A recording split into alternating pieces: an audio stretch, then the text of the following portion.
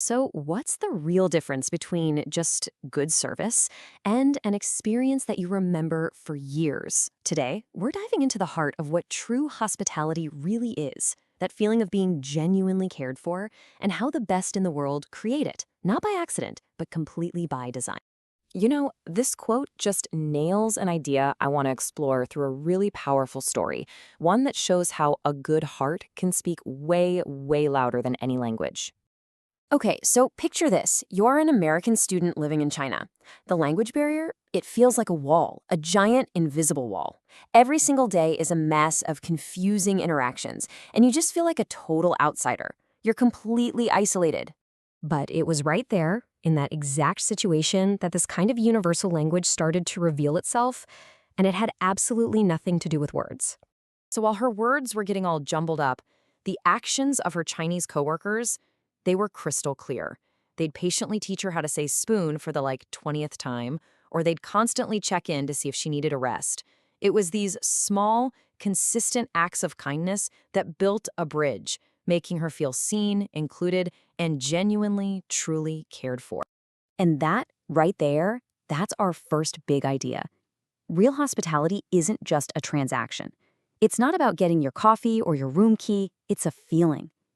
As the famous restaurateur Danny Meyer says, it's about making someone feel deep down in their gut that you are on their side.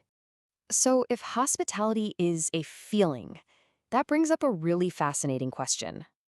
Was that student in China just lucky she found some kind coworkers? Or can this profound feeling of being cared for actually be designed on purpose, day in and day out, by the best organizations in the world? The answer is a huge, resounding yes. It can absolutely be designed. Okay, so here's the crucial thing we have to get straight: the difference between service and hospitality. Service is the technical stuff, the transaction. Was the steak cooked correctly? Was the room clean? Hospitality, though, that's the emotional part, the connection. How did you make the person feel during that transaction? See, you can have technically perfect service and still have zero hospitality. So how do the best of the best do it? How do they build this hospitality by design? Well, it all starts with a blueprint, one that's built on thousands of super rigorous standards. Just take the Ritz-Carlton. They maintain somewhere around 3,000 brand standards across all of their hotels. Just let that number sink in for a second. 3,000. And the level of detail they go into here is just incredible. I mean, it covers everything. The phone has to be answered within 3 rings. Bartenders know the exact garnish for every single cocktail. And get this, they even have a standard for the sound a guest room door makes when it closes. Not a loud bang, but a definitive yet understated click. Every little sensory detail is engineered. But here's the thing. Having thousands of standards is great for when everything is going perfectly. The real test of a great system is what happens when things go wrong. For example, at Six Flags, if a guest drops their ice cream cone, any employee is empowered to just immediately replace it for free. No questions, no manager needed. That's a system designed not just for perfection, but for recovery. And the total opposite of that, it's what you'd call a culture of no. A culture that's just driven by fear. Like this one manager who refused a simple request to turn down the music. He was more afraid of breaking a rule than helping the actual person standing right in front of him. That kind of fear just paralyzes hospitality. And this is what a culture of yes looks like in action. An employee wasn't just allowed to fix a problem, he was empowered to solve it with creativity and a ton of personality. He turned a negative, a broken shower, into a memorable, positive story that the guest would probably tell for years. And that is the goal. This idea of empowerment can lead to some truly legendary moments. A family leaves a Ritz-Carlton, but their son's favorite toy gets lost. So 2 employees on their own time go to a store, buy a replacement, and then create this whole story around it. They took pictures of the toy having an extended vacation, getting a massage, driving a golf cart, and then mailed it all to the family.